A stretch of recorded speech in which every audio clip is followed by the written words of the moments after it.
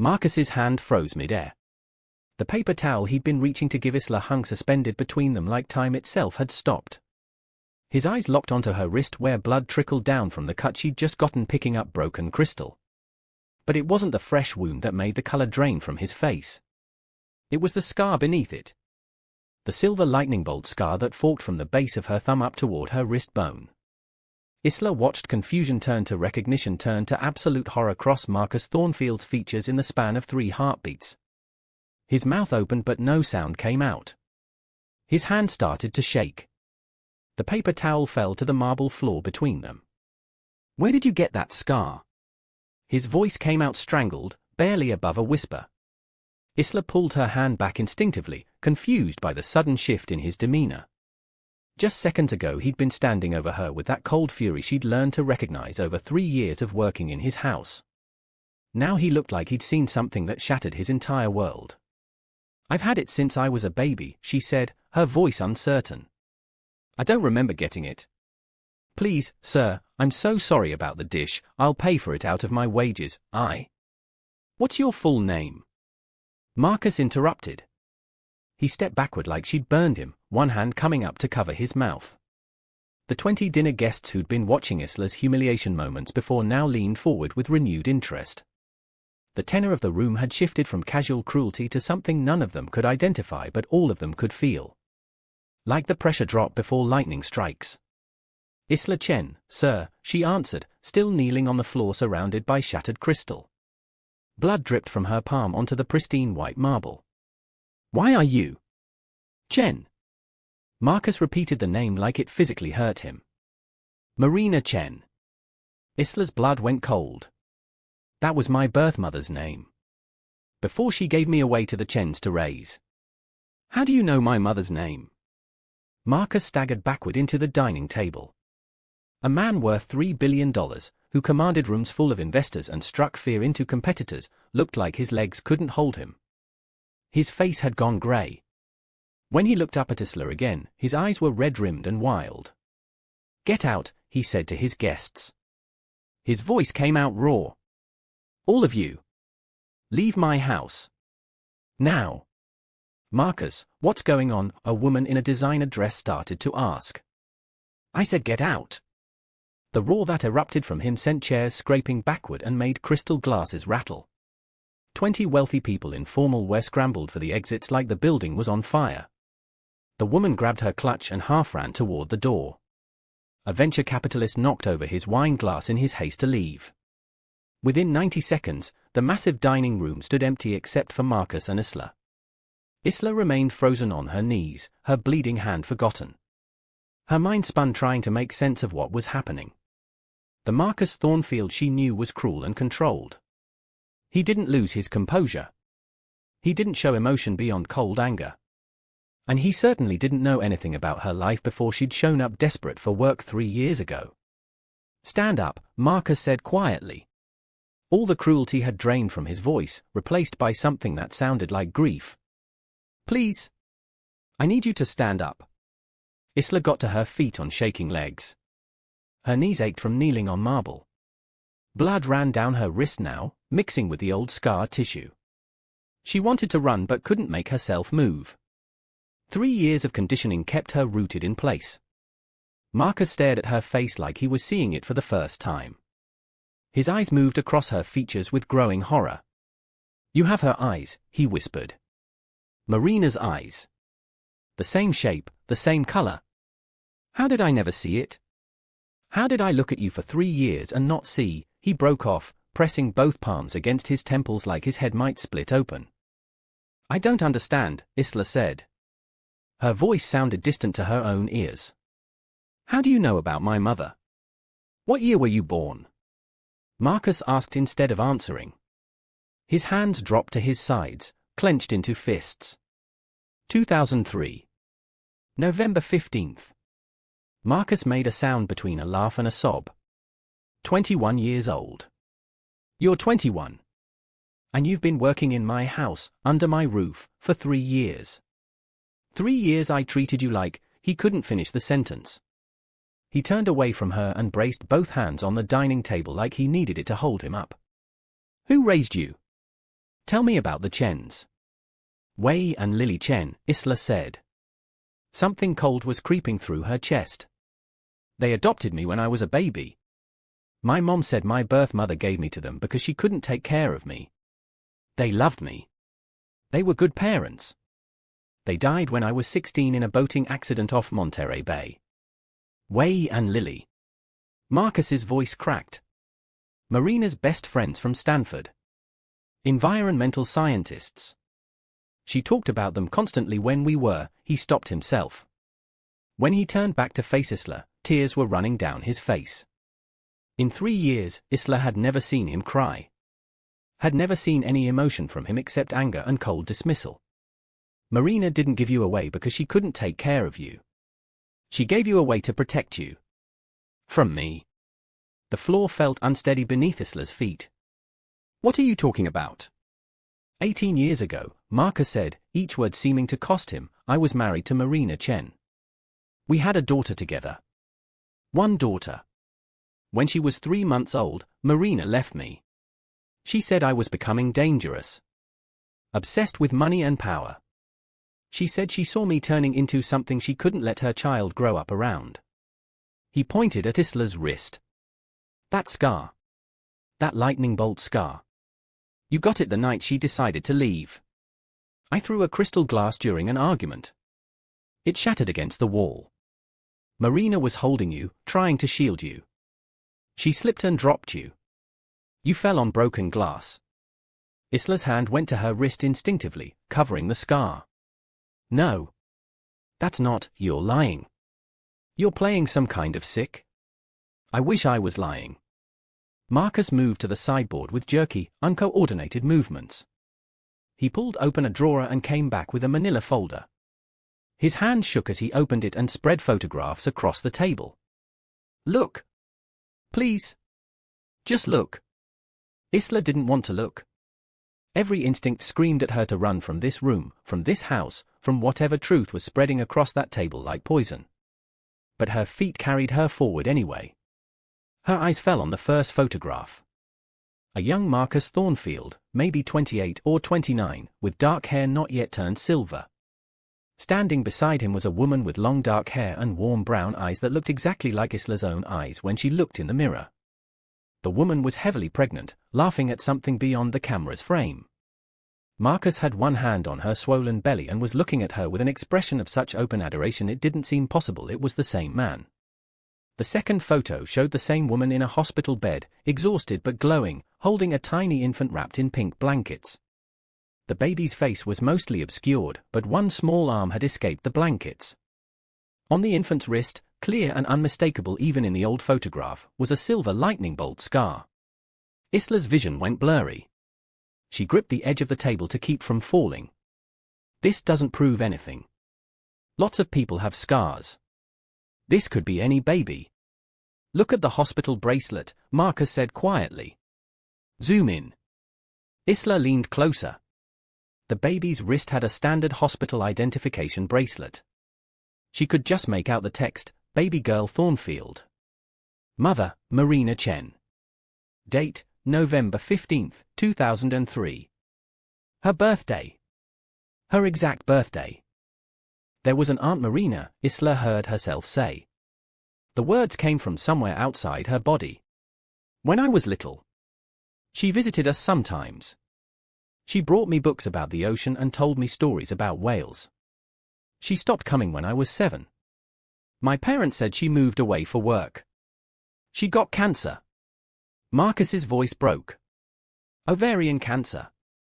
She was diagnosed when you were 7. She died when you were 15. I didn't know. I returned all her letters unopened for years. I was so angry that she'd left me, that she'd hidden you from me. When someone finally told me she'd died, I felt nothing. Because I didn't connect you to her. I read the obituary. It said Marina Chen was survived by a daughter, Isla Chen, raised by Wei and Lily Chen. And I thought it was just someone else. Some other child. Not mine. Never mine. Isla's knees buckled. She caught herself on the table, but then slid down to sit on the floor, back against the wall. The photograph stared at her above. That woman holding that baby. That woman was her mother. Her real mother. Not just the biological mother who'd given her away, but the Aunt Marina who'd visited with books and hugs and gentle laughter. And the man in the photo with his hand on Marina's pregnant belly was Marcus Thornfield. The same Marcus Thornfield who'd made Isla kneel on broken glass tonight. Who'd forced her to eat from dishes he called dirty. Who'd made her feel worthless and small and invisible for 3 solid years. "You're my father," she said. It wasn't a question. The evidence was spread across the table above her. The scar on her wrist throbbed like it was confirming the truth. Yes. Marcus slid down the wall on the opposite side of the room and sat on the floor like his legs couldn't hold him anymore. Across the expanse of marble, Billionaire and servant sat in mirror poses. "I'm your father. And I've been treating you like I've been." He couldn't finish. He pressed his hands over his face. Isla started to laugh. It came out high and broken, teetering on the edge of hysteria. "You're my father. My father. For 3 years I've been living in your house, cleaning your floors, and you're my father and you never even looked at me long enough to recognize me. I'm so sorry." Marcus's voice was muffled behind his hands. "I'm so sorry, Isla. I didn't know. I swear I didn't know." "That makes it worse." The laughter died and rage took its place, burning up through Isla's chest. "Don't you understand? That makes it so much worse. I was right here. Right under your nose. And you treated me like garbage. You made me feel like I was nothing. Like I was less than nothing. And all that time I was your daughter and you couldn't even see me because you never looked at me like I was human." She was crying now, hot angry tears that she'd held back for 3 years. All the time she'd swallowed her dignity. All the humiliation she'd endured. All the nights she'd cried herself to sleep in her tiny servant's quarters wondering what was wrong with her that made her deserve such treatment. And he was her father. Her father. "My mother left you to protect me," Isla said. The pieces were clicking into place with horrible clarity. "She saw what you were becoming and she knew she had to get me away from you. She gave me to people who would love me. Who would treat me like I mattered. And then they died and I ended up here anyway. Right back with you. And you proved she was right. You proved everything she feared about you was true." Marcus lowered his hands. His face was wet with tears. "You're right. About all of it. Marina was right to leave. Right to hide you. I became exactly what she feared. Worse than what she feared. I treated my own daughter." He couldn't continue. "Why?" Isla demanded. "Why were you so cruel? What did I ever do to you?" "Nothing. You did nothing." Marcus's voice was hollow. "I was cruel because I could be. Because being cruel made me feel powerful. Because showing weakness meant being vulnerable and being vulnerable meant someone could hurt me. So I hurt people first. I hurt everyone. I built walls so high around myself that I stopped seeing people as human. They were just tools or obstacles. And you," he looked at her across the space between them. "You reminded me of something. Somewhere deep down where I'd buried it. Something about you made me feel guilty and I didn't know why. So I was worse to you than anyone else. Because being near you made me feel something and I couldn't afford to feel things." "That's not good enough," Isla said. "That's not an excuse." "I know. There is no excuse. There's no making this right." Marcus wiped his face with his sleeve. "I need you to know something.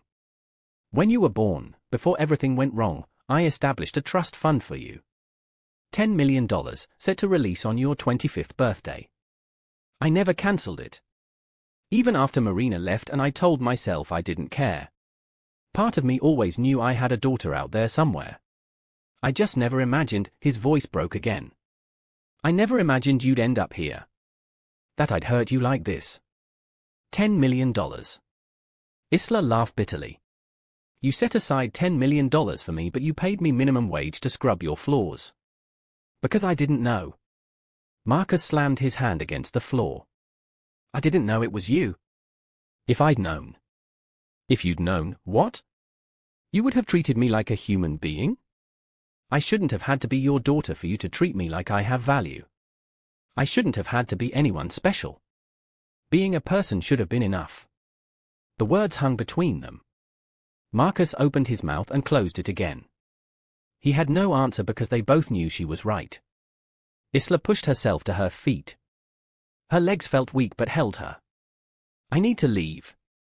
I need to get out of this house. Wait. Marcus stood too, quickly. Please wait. We need to, there's so much we need to talk about. I need to explain. Explain what? Isla's voice rose.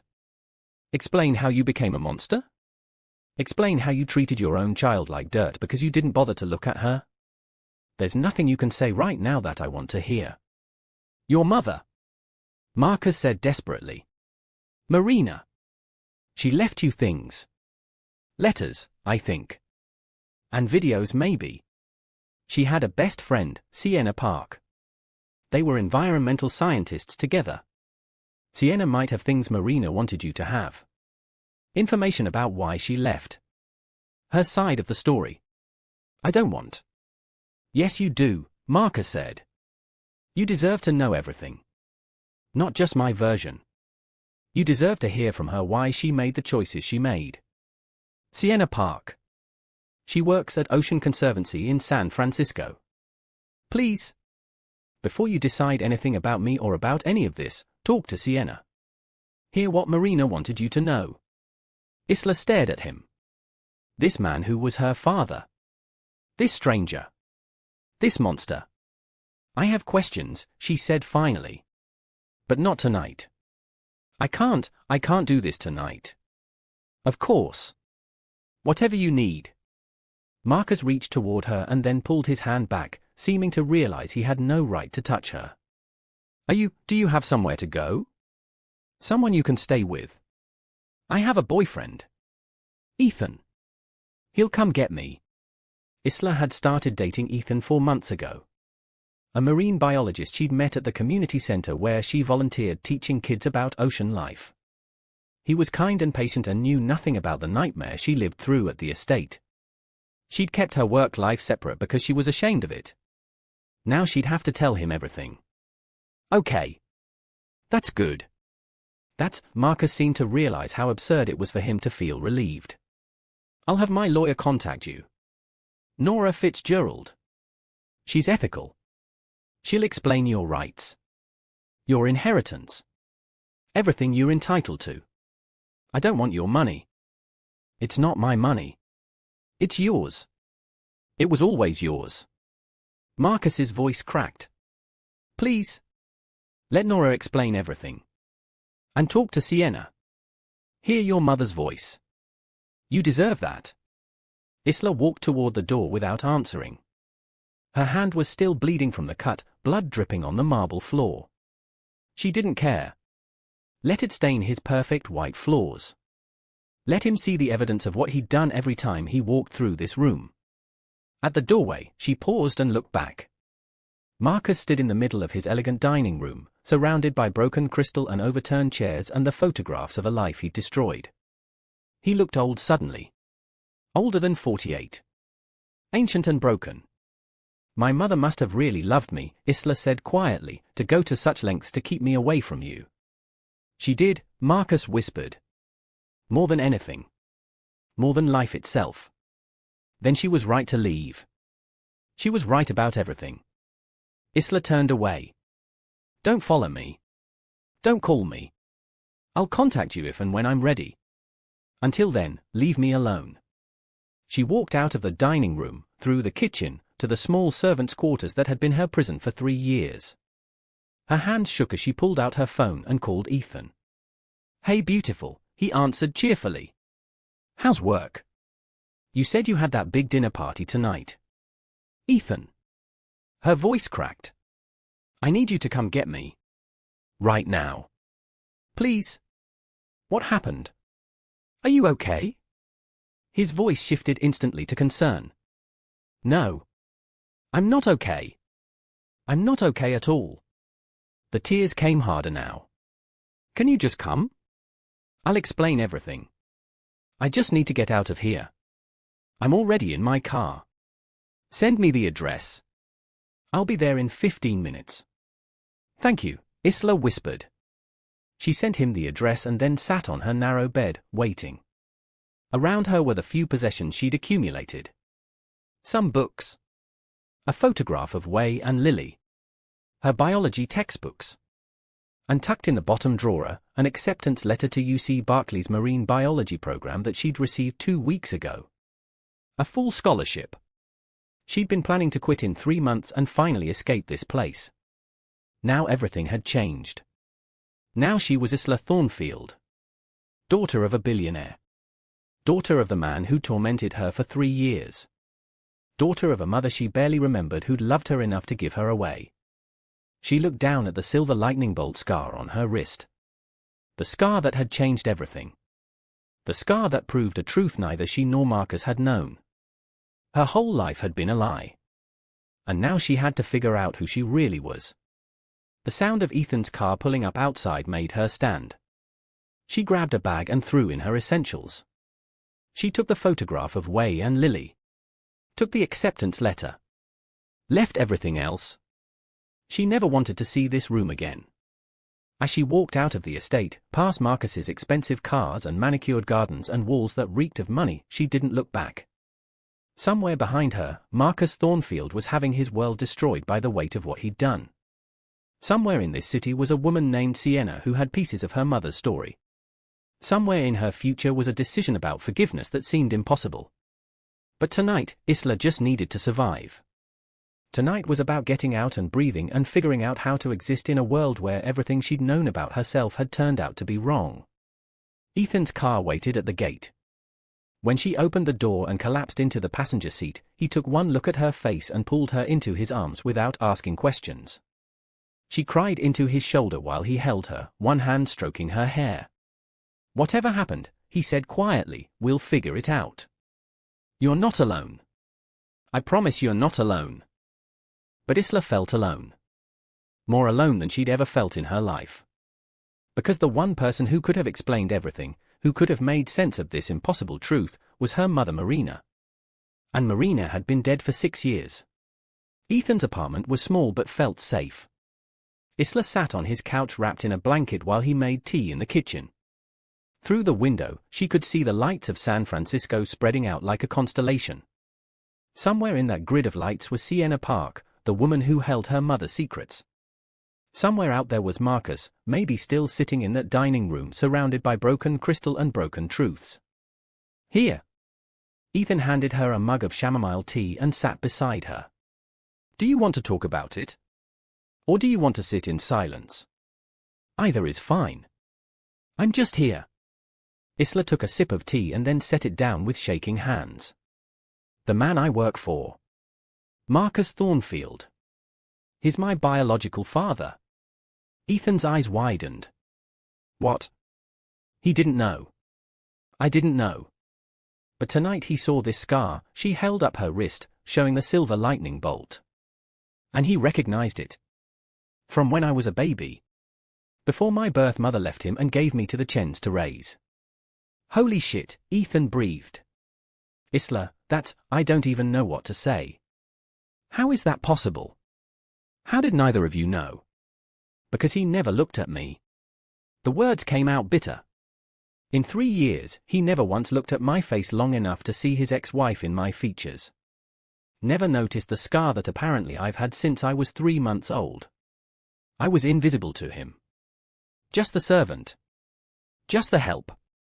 Not a person worth seeing." Ethan reached for her hand carefully, waiting for her permission. When she didn't pull away, he laced his fingers through hers. "What happened tonight? What made him finally see it?" Isla told him everything. The dinner party. The broken dish. Being forced to kneel on the floor while wealthy guests watched. The moment Marcus reached to hand her a paper towel and saw the scar. His complete breakdown. The photographs. The hospital bracelet that proved beyond doubt that she was the baby in those pictures. "He established a trust fund for me," she said. $10 million. When I was born. But he paid me minimum wage to scrub his floors because he didn't know it was me. Jesus Christ. Ethan's face had gone pale. That's so twisted I don't even know where to start. Are you up, Isla? Are you okay? That's a stupid question. Of course you're not okay. But are you safe? Does he know where I live? No. And he said he won't contact me until I'm ready. Isla pulled the blanket tighter around herself. He told me about my mother's best friend. Sienna Park. He said she has letters or videos or something that my mom left for me. In case Marcus ever found me. Do you want to find her? I don't know what I want. Isla's voice broke. I don't know anything anymore. Everything I thought I knew about my life is wrong. Wei and Lily weren't my biological parents. They were my mother's friends who raised me because she wanted to protect me from Marcus. The Aunt Marina I remember was actually my mother. And she died when I was 15, but nobody told me because I didn't know she was my mother, so why would they tell me? The tears came again. Ethan pulled her against his chest and let her cry. His heartbeat was steady beneath her ear, the one solid thing in a world that had turned liquid and uncertain. I spent 3 years in his house, Isla said when she could speak again. 3 years of him treating me like garbage. Making me feel worthless. And I took it because I needed the money and the housing, and I thought it was all I deserved. That maybe I was worthless. That maybe there was something wrong with me. She pulled back to look at Ethan. And all that time I was his daughter. His daughter. What kind of person does that to their own child? Someone who's broken, Ethan said quietly. Someone who's so damaged they can't see what they're doing. That doesn't excuse it. Nothing excuses what he did to you. But maybe understanding why doesn't make it your fault. He said he was worse to me than other staff because being around me made him feel guilty. Like some part of him recognized me even if he didn't consciously know. Isla laughed bitterly. So I got extra cruelty because I reminded him of what he'd lost. Lucky me. What are you going to do? I don't know. He said his lawyer will contact me about inheritance and legal stuff. But I don't want his money. I don't want anything from him. It's not his money though, right? Ethan said carefully. If he set it aside for you when you were born, it's yours. It was always yours. Taking it doesn't mean you forgive him or accept what he did. It just means you're claiming what's rightfully yours. Isla hadn't thought of it that way. Maybe. I can't think about money right now. I can barely think at all. Then don't. Tonight you just exist. Tomorrow we can start figuring things out. Ethan stood and held out his hand. Come on. You need to sleep. We'll deal with everything else later. He led her to his bedroom and gave her one of his soft t-shirts to sleep in. She changed in the bathroom, catching sight of herself in the mirror. Her eyes were red and swollen from crying. Her hair was a mess. The silver scar on her wrist seemed to glow under the fluorescent light, marking her as someone she didn't recognize anymore. Isla Thornfield. That was her real name. Not Isla Chen. The Chens had given her their name legally when they adopted her, but her birth certificate somewhere had Marcus Thornfield listed as her father. She was part of his bloodline. Part of his DNA. The thought made her skin crawl. When she came back to the bedroom, Ethan was already in bed, covers pulled back on the other side. I can sleep on the couch if you want space, he offered. No. Please stay. Isla climbed in beside him. He wrapped his arms around her carefully and she pressed her back against his chest, letting his warmth anchor her. Thank you for coming to get me. For not asking a million questions. For just being here. Always, he said simply. I'm not going anywhere. Isla closed her eyes but sleep felt impossible. Her mind spun in circles. Marcus's face when he'd recognized the scar. Marina laughing in that old photograph, hand on her pregnant belly. Wei and Lily who'd loved her as their own. The Aunt Marina who'd visited with ocean books. All these pieces of a puzzle that had been scattered her entire life, now trying to fit together into a picture she didn't want to see. Ethan, she whispered into the darkness. Yeah? What if I can't forgive him? What if I hear my mother's explanation and I understand everything and I still can't forgive what he did to me? Then you don't forgive him, Ethan said. Forgiveness isn't mandatory. You don't owe it to anyone. Not to him, not to society, not even to yourself. You get to decide what you can live with. He's my father, though. Doesn't that mean? It means he had a responsibility to you that he failed catastrophically. Biology doesn't change what he did. It might explain some things, but it doesn't erase 3 years of cruelty. Isla turned to face him in the dark. How are you so calm about this? I just told you my entire life is a lie and you're acting like it's manageable. Because freaking out won't help you. And because I've seen you handle impossible things before. Ethan brushed hair back from her face. You survived your parents dying. You survived being alone at 16. You survived 3 years working for someone who treated you terribly and you never lost yourself. You're stronger than you think. I don't feel strong. I feel like I'm falling apart. You can be both. Strong and falling apart. They are not mutually exclusive. Isla kissed him softly. I don't know what I did to deserve you. You existed. That's all it takes. He pulled her closer. Now try to sleep. I've got you. Eventually, exhaustion pulled Isla under.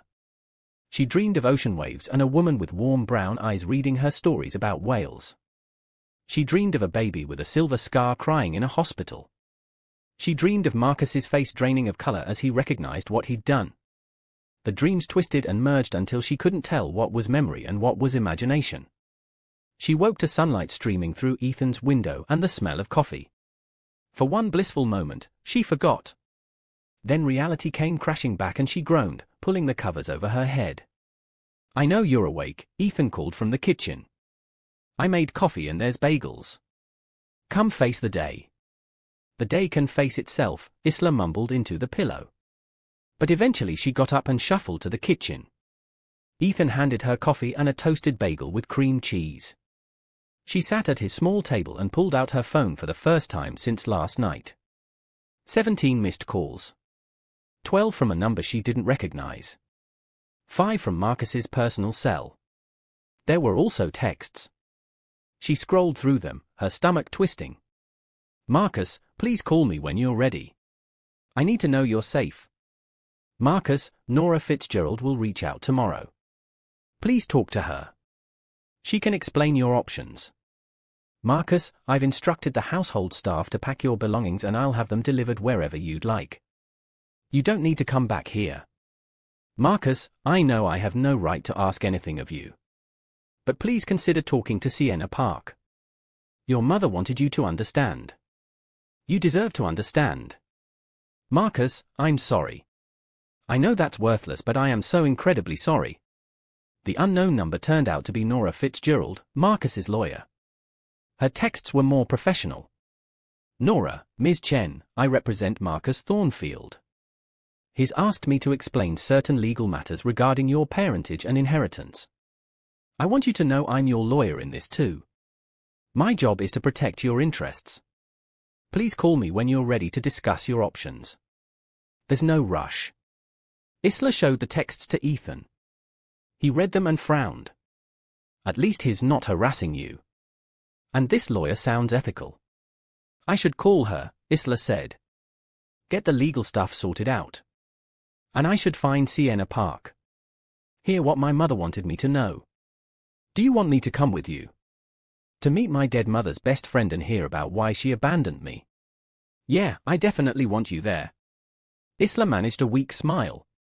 If you don't mind taking the day off work. Already called in. Told them I had a family emergency. He squeezed her hand. Which is true. You're family to me. The words made Isla's chest tight. Family. What even was family anymore? Biology had turned out to be a nightmare. The Chens who'd raised her were dead. Marcus was her father by blood but had proven himself monstrous. Ethan was family by choice, by showing up, by staying. Okay, she said. Let me call the lawyer first. Get that over with. Nora Fitzgerald answered on the second ring. Isla? Thank you for calling. Miss Fitzgerald, Call me Nora, please. I want you to understand something first. Marcus asked me to represent your interests in this matter, not his. Anything you tell me is protected by attorney-client privilege. If you want to sue him, I'll help you find the best lawyer for that. If you want nothing to do with him, I'll make sure that's legally enforceable. My job is to help you, not him. Isla felt some of the tension leave her shoulders. Thank you. Thank you. Now, there are several legal matters we need to discuss, but none of them are urgent. The most important thing is establishing your legal identity. Your birth certificate lists Marcus Thornfield as your father. When Marina Chen gave you to Wei and Lily Chen for adoption, they legally changed your name to Isla Chen. But your biological parentage was never hidden in legal records, just in practice. So legally I'm Isla Thornfield. Actually, legally you're Isla Chen Thornfield. Chen was added as your legal middle name during the adoption. You can use either surname or both. It's your choice. Nora's voice was gentle. You also have inheritance rights. Marcus established a trust fund for you at birth. $10 million, set to release on your 25th birthday. That's irrevocable. The money is yours regardless of your relationship with Marcus. I don't want it. I understand. But you don't have to decide now. The money will be there whether you claim it or not. There's also the matter of Marcus's larger estate. As his only biological child, you're his heir. If something happened to him tomorrow, everything would come to you. Can I refuse it? Can I legally say I don't want anything from him? You can decline inheritance through a legal disclaimer. But Isla, I'd encourage you to think carefully before doing that. This isn't blood money. It's not payment for what he did to you. It's simply your legal right as his child. Taking it doesn't mean you forgive him. It means you're claiming what's rightfully yours. Ethan had said the same thing last night. Maybe they were right. Maybe accepting money that was legally hers wasn't the same as accepting Marcus back into her life. Can I think about it? Isla asked. Of course. Take all the time you need. I'll email you some documents to review when you're ready. And Isla? If you want to press charges for how he treated you as an employee, I can connect you with lawyers who specialize in workplace abuse and exploitation.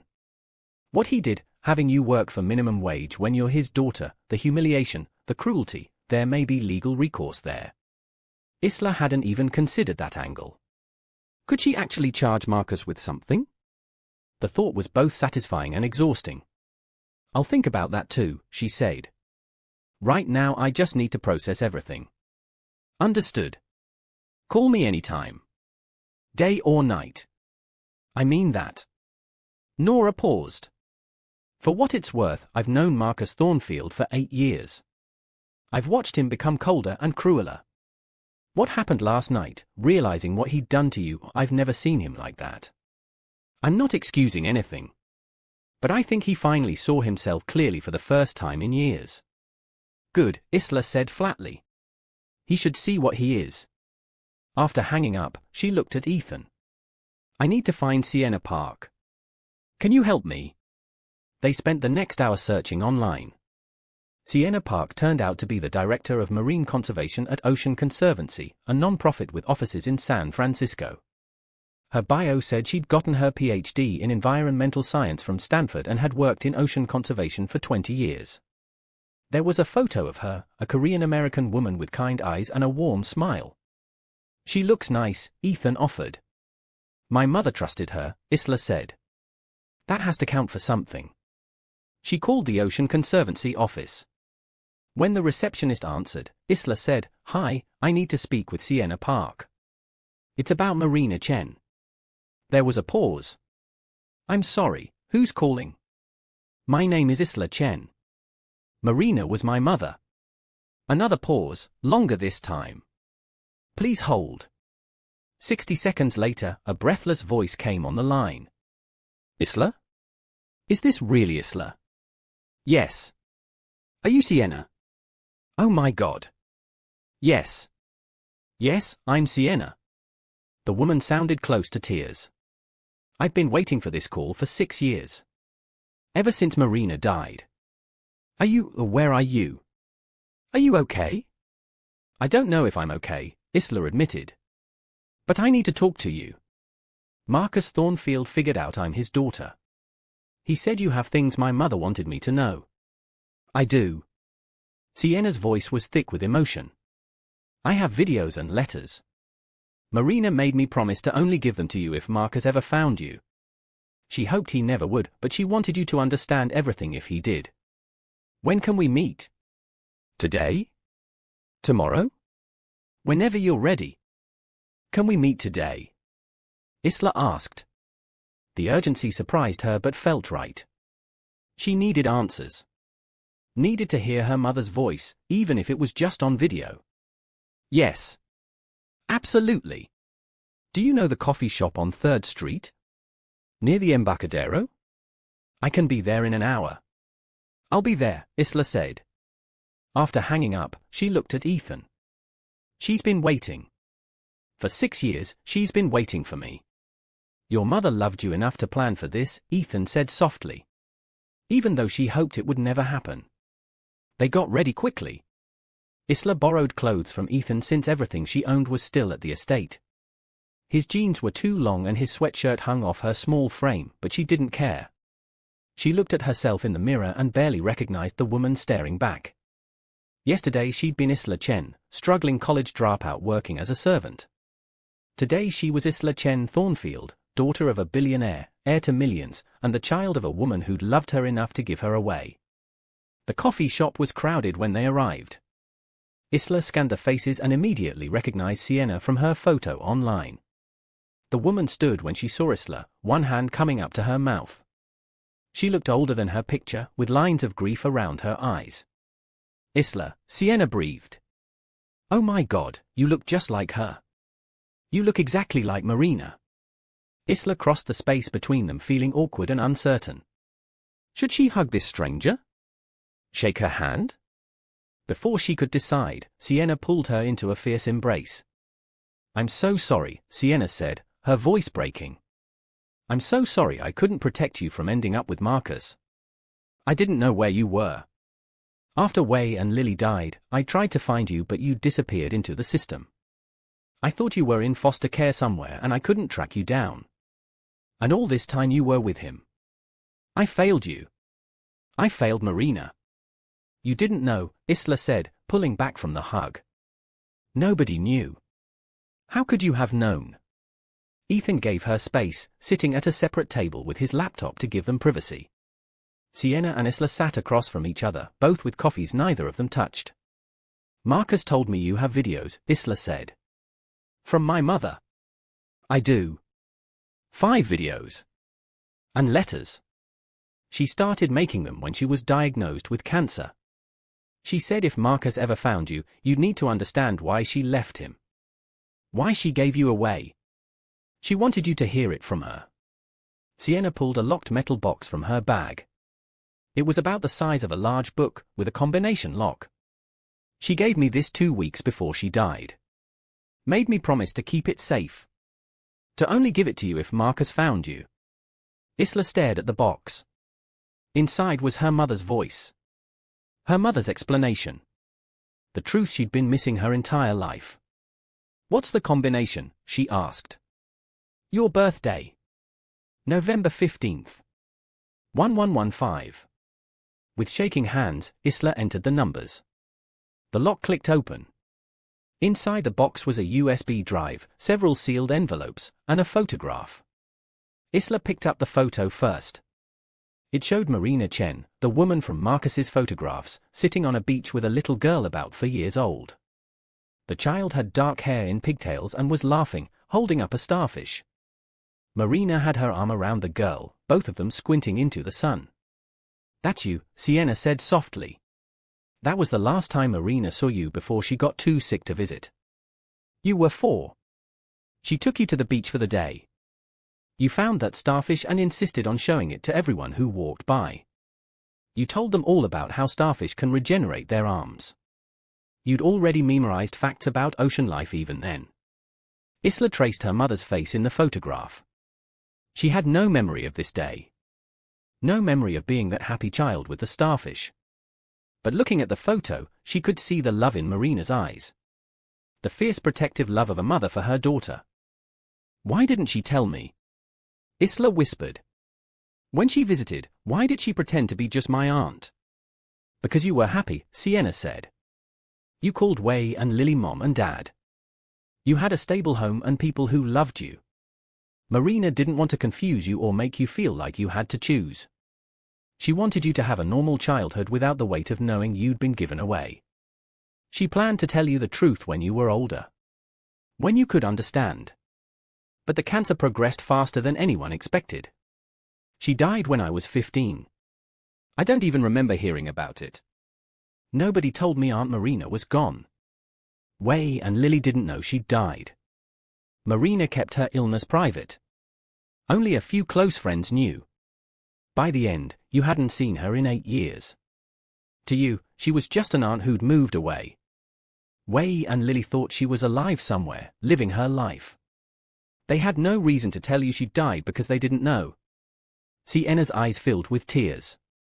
Marina died alone in hospice. I was with her. Her last words were about you. She said, tell her I never stopped loving her. Tell her I never stopped watching over her. Isla couldn't breathe.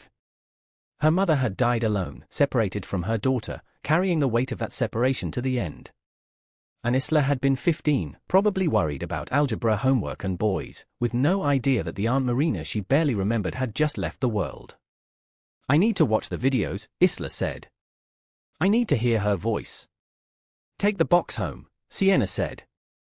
Watch them when you're ready. In private. They're raw and emotional. She recorded them when she was very sick. But she wanted you to hear everything. The whole truth. Isla closed the box and held it against her chest. Inside was her mother's voice. Her mother's truth. The missing pieces of her fractured identity. Thank you, she said to Sienna. Thank you for keeping this safe. For waiting all these years. I would have waited forever, Sienna said simply. I loved your mother. She was my best friend. And loving her means loving you too, even though we just met. If you need anything, information about Marina, someone to talk to, anything at all, please call me. I want to be in your life if you'll let me. I'd like that, Isla said. And she meant it. Sienna was a connection to her mother. A person who'd known Marina as an adult, who could tell her stories and fill in gaps. That felt precious. They exchanged phone numbers. Sienna hugged her again before leaving, whispering she'd be so proud of you into Isla's ear. Ethan came over after Sienna left. Are you okay? No. But I have answers now. Or I will once I watch these videos. Isla clutched the metal box. Can we go back to your apartment? I need to see what she wanted me to know. Back at Ethan's apartment, Isla sat on the couch with the metal box in her lap. Ethan offered to stay or leave, whatever she needed. She asked him to stay. She needed someone to anchor her while she fell into her mother's past. She opened the box again and pulled out the USB drive. Her hand shook as she plugged it into Ethan's laptop. There were 5 video files, labeled by date. The first was from 8 years ago, shortly after Marina's diagnosis. Isla took a deep breath and clicked play. Her mother's face filled the screen. Marina Chen looked thinner than in the old photographs, with shadows under her eyes that spoke of illness and sleepless nights. But her eyes were still warm, still recognizably the same eyes Isla saw in her own mirror every morning. My darling girl, Marina began, her voice soft but steady. If you're watching this, it means Marcus found you despite everything I did to prevent it. I'm so sorry, Isla. I'm so sorry that you had to meet him. I spent your entire life hoping you never would. Isla's breath caught. Ethan moved closer on the couch, his presence solid and grounding. I need you to understand why I left him, Marina continued. Why I gave you to Wei and Lily. Why I made the choices I made. You deserve the truth, even if it's painful. Especially if it's painful. The video shifted. Marina settled back in her chair, clearly in her home. Isla could see bookshelves behind her filled with texts about environmental science and ocean conservation. I met Marcus when I was 26, Marina said. I was getting my PhD at Stanford, studying ocean acidification and climate change. He was 28, already building his first tech company. Someone introduced us at a networking event and I thought he was fascinating. He was brilliant and driven and had this intensity about him that I found attractive. He'd grown up poor, really poor, with an abusive father. He was determined to be different. To be better. To build something that mattered. Marina smiled sadly at the memory. We got married fast. Maybe too fast. But I loved him. I really did. And for the first year, it was good. He was building his company and I was finishing my dissertation and we had plans. We'd talk about the future, about making the world better. He was going to use technology to solve problems. I was going to save the oceans. We were going to be a team. The smile faded. Then his company started succeeding. Really succeeding. And something changed in him. Money became the most important thing. Not the mission. Not helping people. Just accumulating wealth and power. He started making decisions I didn't agree with. Cutting corners. Exploiting workers. When I questioned him, he'd say I didn't understand business. That I was naive. That the world was harder than I thought and only strong people survived. Marina's voice grew quieter. Then I got pregnant with you. I thought maybe having a baby would soften him again. Remind him what really mattered. But it made him worse. He became obsessed with building an empire for you. He said he needed to make enough money that you'd never be vulnerable the way he'd been as a child. But it wasn't about you. It was about his fear. His terror of ever being powerless again. The video showed Marina wiping her eyes. You were born on November 15th. The most beautiful baby I'd ever seen. Marcus held you in the hospital and I saw something in his face, love, yes, but also fear. He looked at you like you were something fragile he didn't know how to protect. And I think that scared him so badly that he shut down. He threw himself even harder into work. Into accumulating power. Because power felt safer than love. Marina's voice cracked. I tried to make it work. For 3 months I tried. But he was barely home. And when he was home, he was angry. Tense. He'd snap at me over nothing. Start arguments about money, about my work, about how I spent my time. One night I asked him to hold you while I made dinner. You were crying and he got frustrated. He started yelling about how he couldn't think with all the noise. I tried to calm him down and he threw a glass. Just grabbed it off the table and threw it against the wall. Isla's hand went to her wrist unconsciously, touching the scar. You were in my arms, Marina continued, tears streaming down her face now. I tried to turn away to shield you but I slipped. I dropped you. You fell onto broken glass. Your wrist started bleeding and you were screaming and Marcus just stood there looking horrified. He kept saying I didn't mean to, I didn't mean to. But in that moment I saw him. Really saw him. He'd become his father. The man he swore he'd never be. And I couldn't let you grow up around that. I couldn't let you think that's what love looks like. Marina composed herself with visible effort. I left the next morning. Took you to Wei and Lily's house. They agreed to raise you, to give you the stable loving home I couldn't provide while running from Marcus. I legally gave you to them through adoption. Changed your last name to Chen. I thought if I hid you completely, Marcus would never find you. And if he never found you, you'd be safe. The first video ended there. Isla sat frozen, processing. Her mother had left to protect her. The scar on her wrist was physical evidence of the moment Marina had made that choice. It wasn't abandonment.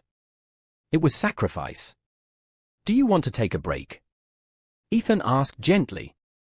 No. I need to hear the rest. Isla clicked on the second video. This one was dated 2 years later. Marina looked healthier, more settled. Hi baby girl, she started, smiling. You're 2 years old now. I visited you last week for your birthday. You probably won't remember this when you're older, but I need to tell you now. You called me Aunt Marina and gave me a hug and showed me your new toy whale. You talked my ear off about how whales sing to each other underwater. Wei says you're obsessed with the ocean. That makes me so happy. Marina's smile turned bittersweet. You're thriving with Wei and Lily. They love you so much. You call them Mama and Dada and you're completely secure with them. When I leave after visits, you wave goodbye and then go right back to playing. You don't cry or cling. You're happy. And that's what I wanted for you. Even if it breaks my heart that you don't know I'm your mother. The video showed Marina in what looked like her office. Papers and research materials covered the desk behind her. I want you to know I think about you every single day. I work hard on ocean conservation because I want the world to be better for you. I want there to be healthy oceans when you grow up. Beautiful marine life for you to study and protect. Everything I do thinking about the world you'll inherit. She leaned closer to the camera. And I need you to know, I don't regret my choice. Leaving Marcus was the hardest thing I ever did. Giving you to Wei and Lily broke my heart. But I'd do it again in a second. Because you're safe. You're loved. You're growing up without fear. That's worth every moment of pain I feel being apart from you. The second video ended. Isla was crying now, tears streaming down her face. Ethan handed her tissues and wrapped an arm around her shoulders. She loved you so much, he said softly. I know. Isla wiped her eyes. I can see it. Hear it. She gave up being my mother so I could have a better mother. How do you process that? I don't think you process it all at once. I think it's something you'll be unpacking for years. Isla clicked on the third video. This one was dated when she was 5 years old. Marina looked tired but peaceful. Hi, sweetheart. I took you to the beach yesterday. You found a starfish and told everyone who walked by about how they can regenerate their limbs. You were so proud of your knowledge. So confident. Wei says you want to be a marine biologist when you grow up. Just like your mama, he told you. Meaning me, your Aunt Marina. You beamed and said you wanted to save the whales just like Aunt Marina does. Marina laughed, but there were tears in her eyes. I wanted to tell you the truth so badly. I wanted to say I'm not your aunt, baby. I'm your mother. And I love you more than the entire ocean. But I couldn't. Because you have a mother. Lily is your mother in every way that matters. She's the one who wakes up with you at night. Who makes your breakfast and helps with homework and kisses your scraped knees. I'm just the aunt who visits sometimes. And that's okay. That has to be okay. The video showed Marina walking on a beach, camera held selfie-style. I need to tell you about Marcus. About your biological father. I know someday you'll have questions. You'll want to know why I left him. Why I gave you away. So I need to be honest with you about who he was. She stopped walking and looked directly at the camera. Marcus wasn't always a monster. That's important for you to understand. When I met him, he was wounded but not broken. He'd survived a terrible childhood and he was trying to be better. But trauma has a way of catching up to people. His father beat him and told him weakness meant poverty meant worthlessness. And Marcus internalized that. He thought if he could just accumulate enough power and money, he'd finally be safe. But that kind of fear has no bottom. There's never enough money to feel secure when you're running from the terror of being vulnerable. Marina's voice was gentle but firm. I want you to understand, he didn't become cruel because he was evil. He became cruel because he was terrified. That doesn't excuse what he did. It doesn't make it okay that he threw things or yelled or created an environment of fear. But it explains it. And I think understanding is important, even when we can't forgive. The third video ended with Marina saying, I hope you never meet him, baby. I hope he never finds you. But if he does, I hope you can see both things at once, what he did wrong, and why he did it. You don't owe him forgiveness. But maybe you can give him understanding. Isla paused before starting the fourth video. She's preparing me to meet him, she said to Ethan. Even 8 years ago, she was trying to help me understand him in case this happened. She sounds like an incredible person, Ethan said. She was. Isla clicked on the fourth video. This one was dated 3 years ago, shortly after Marina's cancer diagnosis. She looked noticeably thinner, her hair shorter. Hi Isla. I'm 43 years old now and I just found out I have ovarian cancer. Stage 3. The doctors say I have a few years if treatment works. Maybe less if it doesn't. So I need to make these videos now, while I still can. Because if Marcus finds you after I'm gone, you'll need to hear my voice. You'll need to know the full truth. Marina took a shaky breath. You're 18 now. Finishing high school. Wade tells me you got accepted to UC Berkeley's biology program with a scholarship. I'm so proud of you, baby. So incredibly proud. You're going to do amazing things. You're going to save the ocean the way I always dreamed of doing. Her expression grew serious. But I need to tell you some things I haven't said in the other videos. Things about Marcus that you need to know. I've been following his career from a distance. Thornfield AI Systems is hugely successful. Worth billions. And from what I can tell, Marcus has become everything I feared. He's ruthless in business. Cruel to his employees. He's built an empire on the backs of people he exploits. The man I married is gone, replaced by someone who values power over everything else. Marina looked directly at the camera. If you're watching this, it means you've met him. And I need you to know, whatever he did to you, however he treated you, it's not your fault. Do you hear me? It's not your fault. Marcus's cruelty isn't about you. It's about his own brokenness. His own terror. You deserve better. You deserved a father who could see your value. Who could love you properly. I'm so sorry I couldn't protect you from him forever. She wiped her eyes.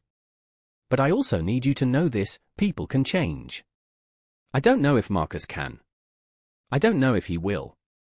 But I believe in the possibility of redemption. I have to believe it.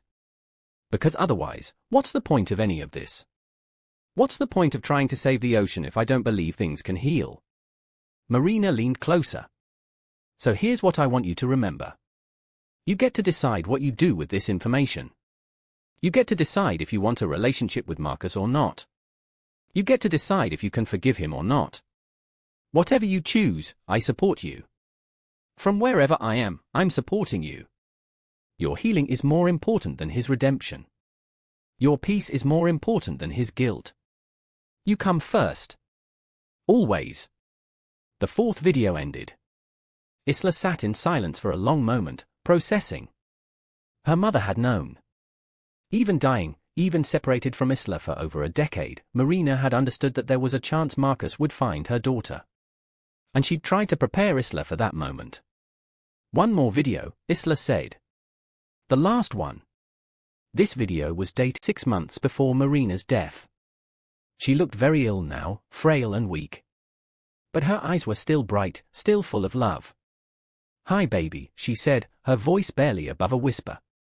This is probably the last video I'll make. I'm in hospice now. Tiana is here with me. The doctors say I have a few weeks at most. Marina smiled despite the tears on her face.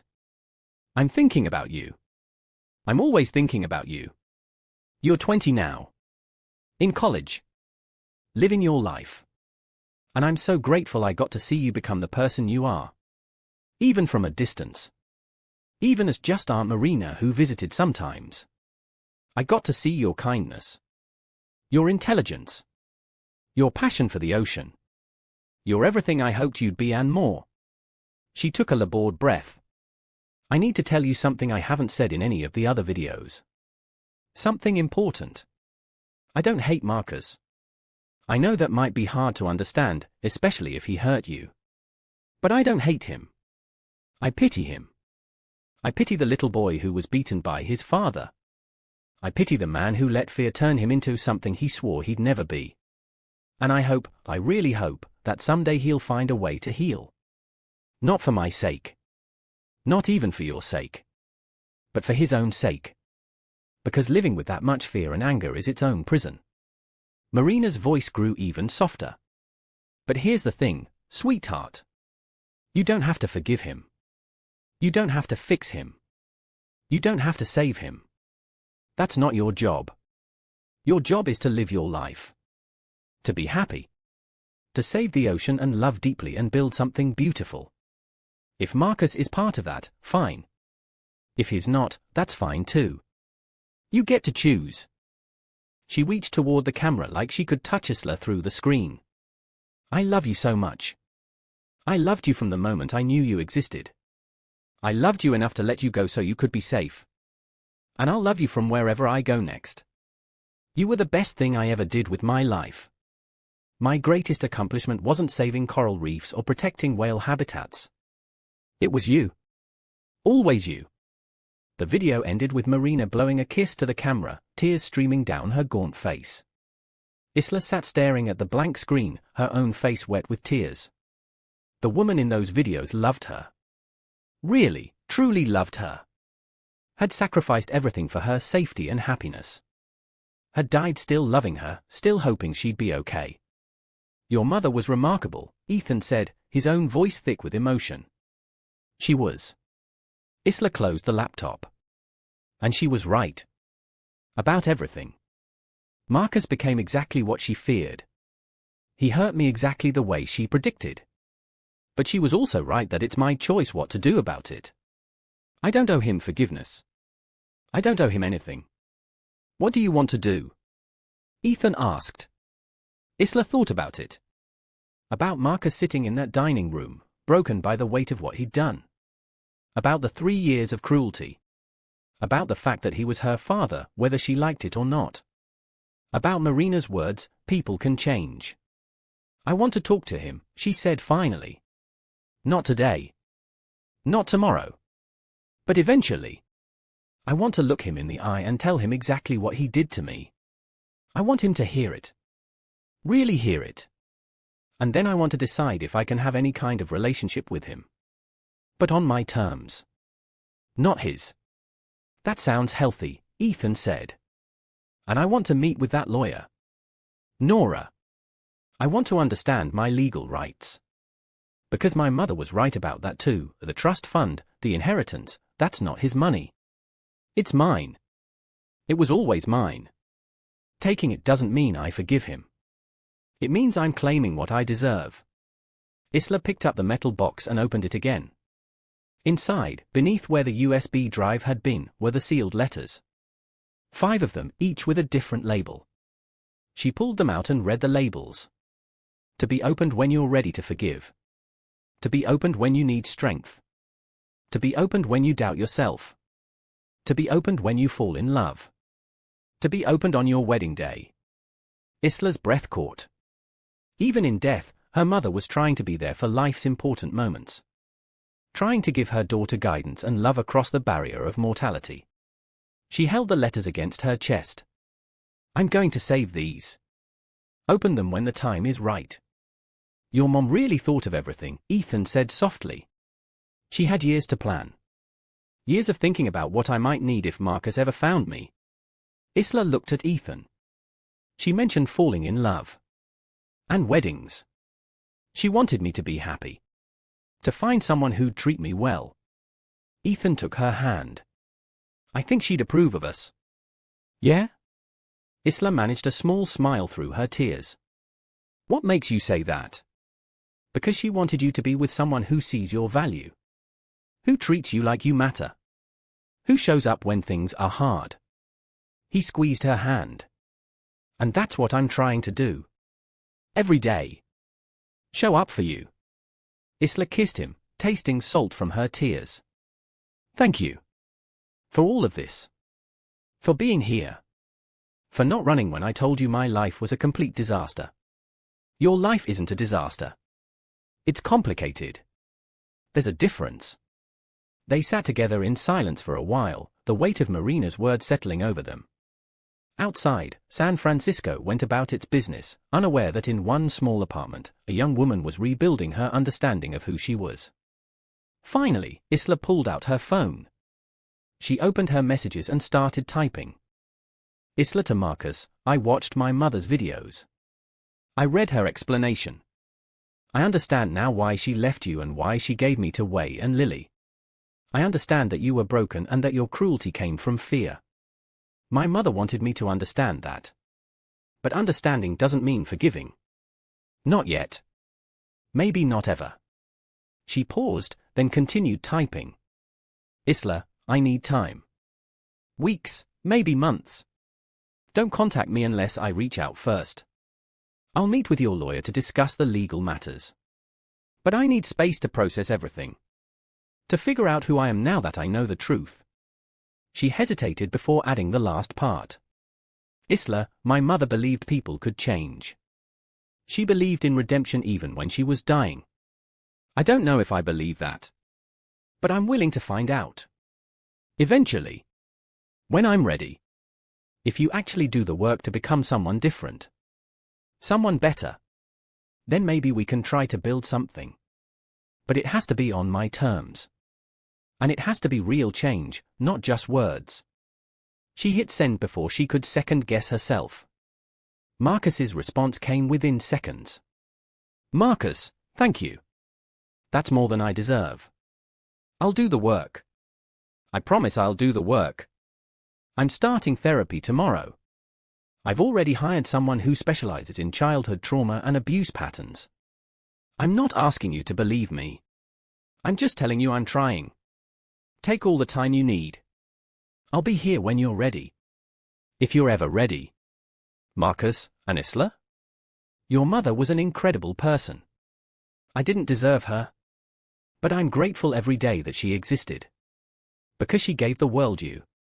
Isla read the message twice, then put her phone down. Words were easy. Marcus had probably said pretty words before. The question was whether he'd follow through. Whether he'd actually do the hard work of changing. Whether he'd become someone worthy of being called her father. Only time would tell. What now? Ethan asked. Now I need to figure out my life, Isla said. I got accepted to Berkeley's marine biology program. Full scholarship. I was supposed to start in 3 months. I don't know if I should still go or if everything's too complicated now. Why wouldn't you go? Because my father is a billionaire and I'm apparently his heir and there's legal stuff to deal with then. And you're also a brilliant young woman with a scholarship to an amazing program, Ethan interrupted. Don't let Marcus's money or his drama derail your dreams. That's what your mom would want, right? For you to save the ocean. To live your life. He was right. Marina had said it explicitly in the videos. Isla's happiness came first. Her dreams mattered more than Marcus's guilt or his attempts at redemption. Okay, Isla said. I'm going to Berkeley. I'm going to study marine biology. I'm going to become the person my mother hoped I'd be. And I'm going to deal with the Marcus situation on the side. But it doesn't get to be the center of my life. He doesn't get to be the center of my life anymore. That sounds perfect, Ethan said. Isla pulled out the photo from the metal box again. Her 4-year-old self holding the starfish, Marina's arm around her, both of them laughing in the sunshine. That was the mother she wanted to remember. Not the sick woman in the hospice videos, but the vibrant woman who'd taken her daughter to the beach and encouraged her love of the ocean. I'm going to make her proud, Isla said quietly. Whatever happens with Marcus, whatever I decide about forgiveness or relationships or any of it, I'm going to live a life that would make Marina proud. That's what matters. And holding that photograph, surrounded by her mother's love that had reached across death to guide her, Isla felt something she hadn't felt in 3 years. Hope. If you've made it this far, I want to ask you to do something. Hit that subscribe button. Because this story isn't over. Part 2 will explore what happens when Marcus actually tries to change. When Isla starts at Berkeley. When the past and future collide in ways neither of them expect. Don't miss it. Subscribe now, and drop a comment telling me, do you think Isla should forgive Marcus? Or is some cruelty unforgivable? I want to hear your thoughts. 3 months passed in a blur of paperwork, therapy, and new beginnings. Isla met with Nora Fitzgerald twice a week to sort through the legal complexities of her situation. The trust fund was transferred to an account in her name. She couldn't touch most of it until she turned 25, but she had access to enough to cover living expenses and tuition even though she had a scholarship. "This is yours," Nora had said firmly during their first official meeting. "Not his. Yours. He set this money aside the day you were born. Before everything went wrong. In a weird way, this is the one thing he did right." Isla had accepted it, though it still felt strange. She moved into student housing at Berkeley. Bought textbooks for her marine biology courses. Started building a life that was entirely her own. She also started therapy. Dr. Sarah Mitchell specialized in complex trauma and family dynamics. Twice a week, Isla sat in the comfortable office and tried to untangle 3 years of abuse from 21 years of identity confusion from a lifetime of not knowing who she really was. "You're doing remarkable work," Dr. Mitchell told her during their 8th session. "Most people in your situation would be paralyzed. But you're moving forward. Building a life. That takes incredible strength." "I don't feel strong," Isla admitted. "I feel like I'm held together with tape and hope. That's what strength looks like sometimes. Not invulnerability. Just continuing to show up despite the pain." Isla talked to Sienna Park regularly too. They met for coffee every other week, and Sienna filled in gaps about Marina. Told her stories about her mother's work, her passions, her dreams. With each story, Isla felt like she was getting to know the woman who'd given birth to her. The woman who'd sacrificed everything for her safety. "Your mother was fearless when it came to her work," Sienna said during one of their meetings. She'd go head-to-head with corporate polluters, government officials, anyone destroying marine habitats. But she was terrified when it came to personal things. Terrified of making the wrong choice about you. She second-guessed herself constantly. Wondered if leaving Marcus was right. If giving you to Wei and Lily was right. If visiting as Aunt Marina was right. "Do you think she made the right choices?" Isla asked. Sienna was quiet for a long moment. "I think she made the best choices she could with the information she had. Could things have gone differently? Maybe. But she acted out of love. Out of wanting to protect you. And looking at you now, brilliant, kind, resilient, I think she did pretty well." The words helped. They didn't erase the pain or the confusion, but they helped. Marcus, true to his word, didn't contact her directly. But she got updates through Nora. He'd started intensive therapy 3 times a week. He'd stepped down as CEO of Thornfield AI Systems, putting professional management in place. He'd moved out of the estate into a modest apartment. He was, according to Nora, doing the work. "He asks about you," Nora told Isla during one meeting. "Every time we talk, he asks if you're okay. If you need anything. If you're happy. I tell him you're building your life and he should focus on building his. But I think you should know, he's not just going through the motions." Something in him fundamentally broke that night. In a good way, if that makes sense. Like he finally saw himself clearly and couldn't live with what he saw. "Good," Isla said. He should have to live with it. But even as she said it, she felt something shifting. The white-hot rage from the first few weeks had cooled into something more complicated. Not forgiveness exactly. But maybe the possibility of understanding. Her classes at Berkeley were everything she'd hoped. She threw herself into studying oceanography, marine ecosystems, conservation biology. Her professors recognized her passion and talent immediately. By the end of her first semester, she was working in a research lab studying the effects of ocean acidification on coral reefs.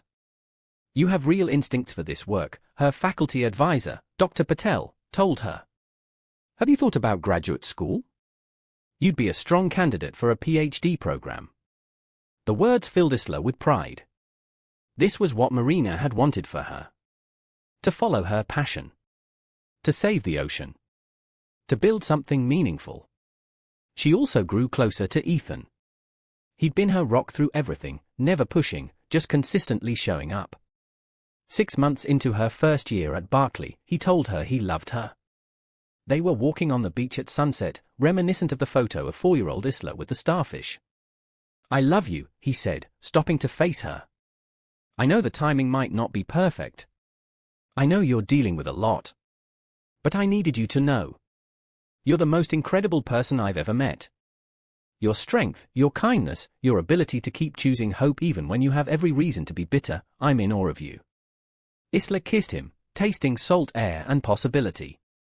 I love you too. You make me believe I can be happy. Even with everything that's happened. You make me believe it's possible. That night, back at her apartment, Isla opened one of Marina's letters. The one labeled to be opened when you fall in love.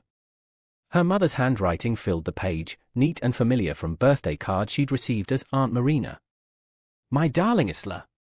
If you're reading this, you've fallen in love. I'm so happy for you, sweetheart. I hope it's the kind of love that makes you feel safe. The kind that lets you be completely yourself. The kind where you don't have to hide or minimize or make yourself small. I want to tell you about love. About the difference between the kind of love I had with Marcus and the kind of love I hope you found. Marcus and I had passion. We had intensity. We had that feeling of being consumed by another person. And when I was young, I thought that's what love was supposed to be. All-consuming. Overwhelming. But I learned the hard way that sometimes intensity isn't love.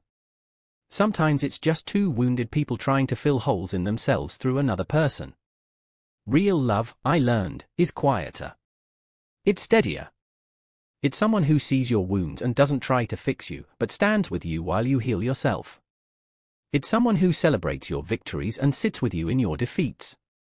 It's someone who makes you feel more like yourself, not less. I hope the person you love does that for you. I hope they see your brilliance and your strength. I hope they know how lucky they are. And I hope you know your worth, that you deserve someone who treats you like you're precious, because you are. If this relationship doesn't work out, know that you'll be okay. You're complete on your own. Love should add to your life, not define it. But if this is the person you'll build a life with, I'm so grateful you found them. I'm grateful you'll have what I never quite managed, a love that's healthy and whole. I love you, baby. I'm so proud of you. And I hope you're happy. Always, Mom. Isla read the letter 3 times, tears streaming down her face. Her mother had understood. Had known the difference between intensity and real love. And she'd hoped Isla would find the real thing. Thank you, Isla whispered to the photo of Marina on her desk. Thank you for everything. By the end of her first year at Berkeley, Isla felt like she'd built a life. She had her studies. She had Ethan. She had Sienna and Nora and Dr. Mitchell. She had friends in her program who knew nothing about her famous father or her complicated past. They just knew her as Isla, the brilliant marine biology student with a particular passion for ocean conservation. But there was still one piece missing. One conversation she needed to have. In June, almost 9 months after the night everything changed, Isla texted Marcus. Isla, I'm ready to talk. Not at the estate. Somewhere neutral. Can you meet me at the beach in Half Moon Bay? Saturday at 2 p.m? His response came quickly. Marcus, yes. Thank you. I'll be there. Saturday arrived with fog rolling in from the ocean, typical for the Bay Area in summer. Isla drove to Half Moon Bay with Ethan, who waited in a car while she walked down to the beach. She wanted to meet Marcus alone, but she wanted Ethan nearby. Just in case. She saw Marcus before he saw her. He sat on a bench overlooking the water, staring out at the waves. He looked different. Thinner. His silver hair longer and less perfectly styled. He wore jeans and a simple sweater instead of an expensive suit. He looked like a man instead of a billionaire. When he noticed her approaching, he stood quickly. Then seemed uncertain about what to do. Hug her? Shake her hand? Stay distant? Hi, Isla said simply. Hi. Marcus's voice was hoarse. Thank you for agreeing to meet me. I wasn't sure you would. I wasn't sure either, Isla admitted. But my therapist said it might help. To hear what you have to say. To tell you what I need to say. Can we walk? Marcus gestured toward the beach. Or would you rather sit? Whatever makes you comfortable. They walked. The sand was cool beneath Isla's feet. She'd taken off her shoes, needing to feel grounded. Marcus walked beside her but not too close, respecting her space. "I've been in therapy," Marcus said after a long silence. 3 times a week since that night. With Dr. Raymond. He specializes in childhood trauma and how it creates destructive patterns in adults. "I know. Nora told me." "Right. Of course." Marcus looked out at the ocean. "I've learned a lot. About my father. About how his abuse shaped me.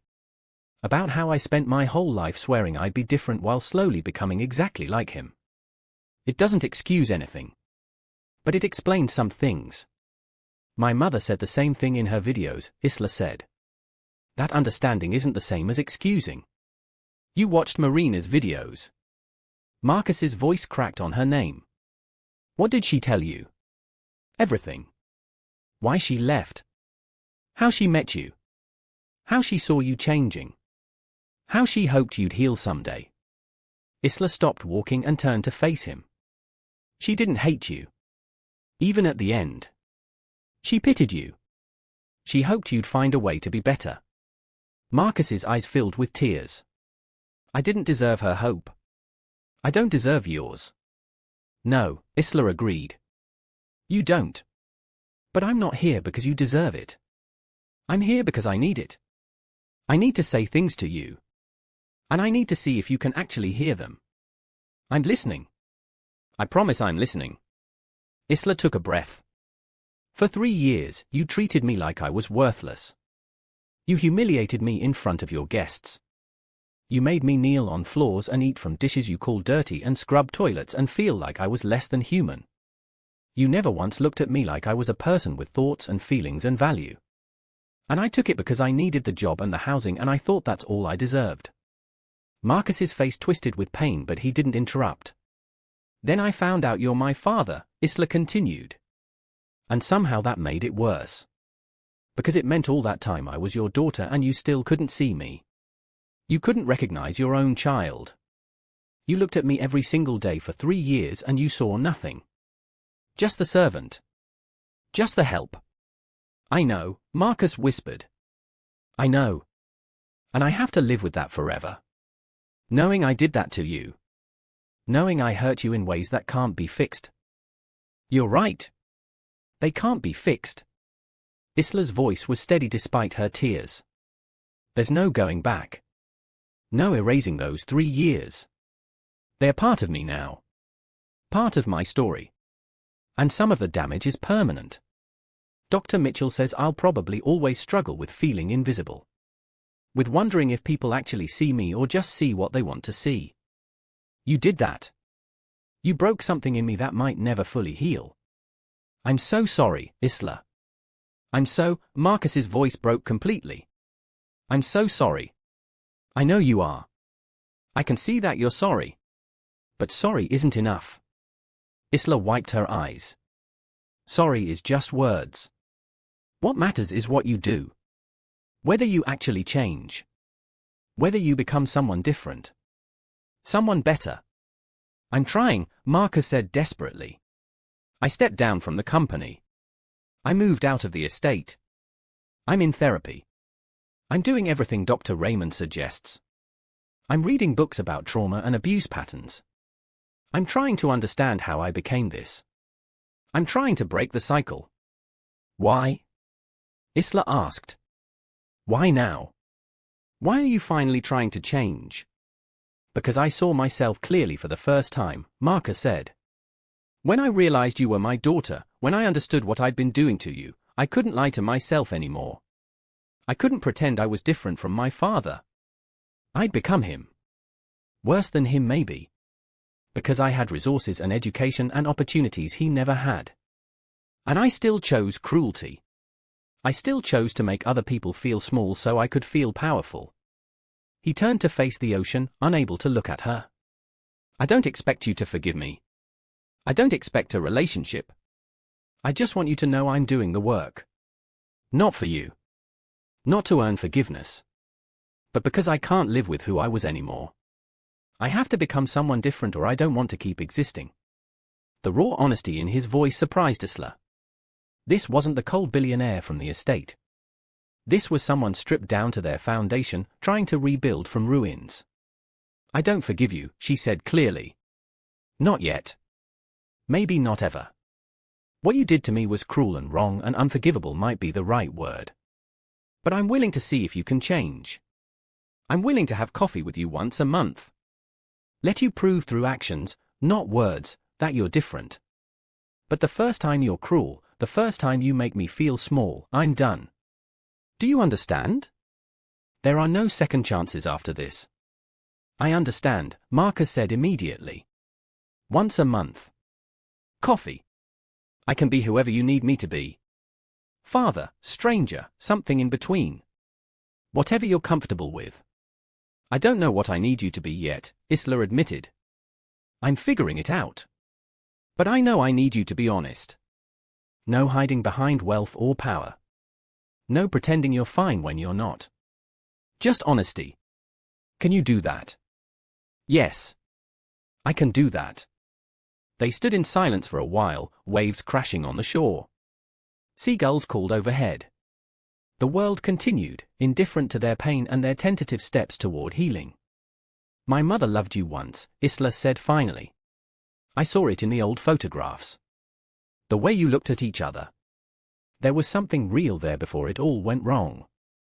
She was the best thing that ever happened to me," Marcus said quietly. "And I destroyed it. I destroyed everything good because I was too afraid to be vulnerable. Too terrified of being hurt to risk actually loving someone. Are you less afraid now?" "I'm more afraid now. Because now I know what I've lost. But I'm trying to face the fear instead of hiding from it. That's what Dr. Raymond says is the difference. Brave people feel fear and do the right thing anyway. Cowards let fear make them cruel." "That's a good distinction," Isla said. She pulled out her phone and showed Marcus the photo from Marina's box. 4-year-old Isla with the starfish, Marina laughing beside her. "This is what I want to remember about her. Not the sick woman in the videos. This version. Happy and alive and loving me." Marcus stared at the photo for a long time. She had such a beautiful smile. I'd forgotten. I'd buried the memory of her smile. "I'm studying marine biology," Isla said, changing the subject. "At Berkeley. I want to do what she did. Save the ocean. Protect marine life. She'd be so proud of you." Marcus's voice was thick. "You're becoming exactly what she hoped you'd be." "I know. I feel her with me sometimes. When I'm in the lab or studying or swimming in the ocean. Like she's watching. Like she's proud." "She is," Marcus said with certainty. "Wherever she is, she's proud of you." They walked back toward the parking lot slowly. At Isla's car, where Ethan waited, she turned to Marcus one last time. "I'll text you about coffee next month. Somewhere public. Probably that cafe near campus. And Marcus? Bring your therapy homework or whatever you're working on. I want to see the actual work you're doing. Not just hear about it." "I'll bring it," Marcus promised. "Whatever you want to see. I'm an open book now." "Good." Isla opened her car door, then paused. "One more thing. If we're going to try this, you need to call me Isla. Not sweetheart or honey or baby. I'm not ready for those kinds of names from you." "Isla is fine." "Isla," Marcus repeated. "I can do that." She got in the car. Through the window, she watched Marcus walk to his own vehicle, a modest sedan, not the luxury cars from the estate. He looked smaller somehow. More human. Maybe that was progress. "How did it go?" Ethan asked as they drove away. "I don't know yet," Isla admitted. "Ask me in 6 months. Or a year. Or 10 years. I think this is going to take a really long time to figure out." "That's okay. You've got time." Isla looked out at the ocean as they drove up the coastal highway. She thought about Marina walking on this same beach with her mother. About the generations of women who'd loved these waters and fought to protect them. About becoming part of that legacy. She thought about Marcus, broken and trying to rebuild. About whether redemption was actually possible or just a nice story people told themselves. About whether she could ever call him dad without feeling like she was betraying the memory of Isla Chen, who'd earned that title through love. She thought about the unopened letters in her desk drawer. To be opened when you're ready to forgive. To be opened on your wedding day. Her mother's voice waiting to guide her through whatever came next. And she thought about herself. Isla Chen Thornfield. Daughter of Marina, who'd loved her enough to let her go. Daughter of Marcus, who'd hurt her because he didn't know how to do anything else. Daughter of Wei and Lily, who'd raised her with kindness. All of these identities layered on top of each other like sediment forming stone. She wasn't sure who she was yet. But she was figuring it out. Day by day, choice by choice, she was becoming someone. Someone strong. Someone who chose understanding without being required to forgive. Someone who could look at her own brokenness and her father's brokenness and see them clearly without being destroyed by either. I'm going to be okay, she said out loud, more to herself than to Ethan. I know you are, he agreed. You're Isla Chen Thornfield. You survived everything that tried to break you. You're going to be more than okay. You're going to be extraordinary. She smiled at that. Extraordinary. Maybe that was possible. Maybe she could take all the broken pieces, the abuse, the abandonment, the revelation, the grief, and build something extraordinary from them. Maybe that's what Marina had done. Taken the brokenness of leaving the man she loved and turned it into a mission to save the ocean and protect her daughter. Maybe Isla could do the same. The Pacific stretched out beside them as they drove, vast and powerful and full of life that needed protecting. Isla's life work waited in those waters. Her mother's legacy waited in those waves. And somewhere behind them, Marcus Thornfield sat in his car, trying to figure out how to be a father to a daughter who might never fully forgive him. Trying to break cycles of cruelty that went back generations. Trying to prove that change, real change, was possible. Only time would tell if he'd succeed. But Isla had decided she'd give him the chance to try. Not because he deserved it. But because she deserved to see if healing was possible. If relationships could be rebuilt from ruins. If understanding could exist alongside anger. She reached over and took Ethan's hand. Thank you for waiting. For always waiting. I'll always wait for you, he said simply. However long it takes. And driving up the coastal highway with the ocean on one side and her future on the other, Isla felt something she hadn't felt since that night 9 months ago. Peace. Not complete peace. Not uncomplicated peace. But the tentative, fragile peace of someone who'd survived the worst and decided to keep living anyway. Who'd looked at impossible choices and made the ones that felt true to herself. Who'd claimed her identity in all its messy complexity and decided that was enough. She was Isla Chen Thornfield. Daughter of 3 parents and survivor of her own story. Marine biology student with a passion for saving the ocean. Young woman in love learning what healthy relationships looked like. And someone who was still figuring out what forgiveness meant and whether she'd ever truly be able to offer it. But she was alive. She was building a life. And some days, that was enough. The ocean kept crashing against the shore. The seagulls kept calling. The world kept turning. And Isla kept healing. One day at a time. So what did you think? Could you forgive someone who hurt you for years if they genuinely tried to change? Or is some damage simply too deep? Drop your thoughts in the comments. And if you want more stories about complicated families, impossible choices, and the messy reality of forgiveness, hit that like button and subscribe. Because real healing isn't pretty or simple. But it's always worth showing up for. Thanks for watching until the end. I'll see you in the next story.